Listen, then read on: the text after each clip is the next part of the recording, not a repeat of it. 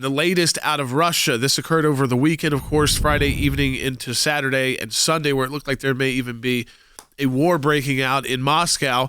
That then was prevented supposedly by a brokering of a deal by Alexander Lukashenko, who is the leader of Belarus, but he's basically propped up by Putin. The deal is that, and we don't know how much of this is actually going to occur, or if Wagner is basically reforming and reformatting to start another conflict, but supposedly this would mean that the head of the Wagner group would have to seek and have to live in, asylum in Belarus. He said they stopped their march when it was obvious that there would be a lot of Russian blood shed, and that they felt that they showed through their actions what they had the ability to do if the Russian government did not make the decisions that they wanted, that they could basically do this again. So they have not yet said through this statement that he would not do this again. He did also acknowledge what Alexander Lukashenko extending a place for him to go next. We don't know if he's actually there in Belarus yet. You have to understand the dynamic.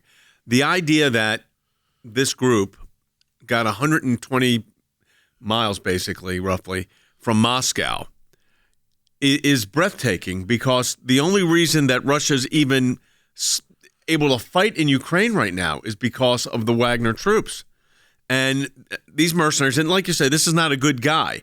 And the fact that he's now hiding or in exile in Belarus, let's be clear, Belarus is a Russian satellite. So none of this is happening without Putin saying this is okay.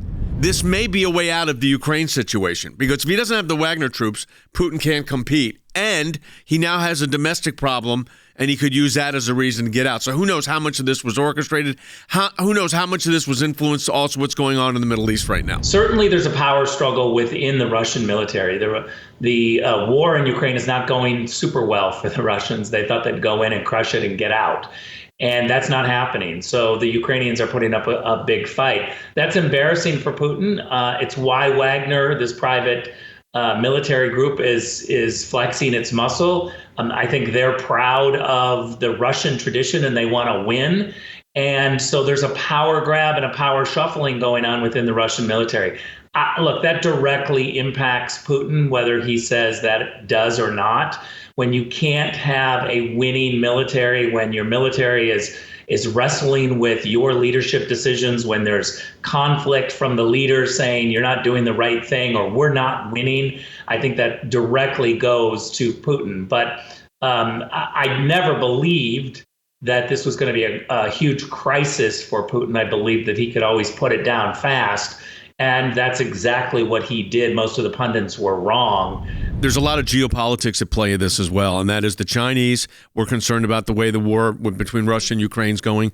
The Europeans have a vested interest in this thing getting resolved. And does this domestic disturbance, let's call it that, this attempted coup, whatever you want to call it, on Putin, give Putin the chance to recalibrate?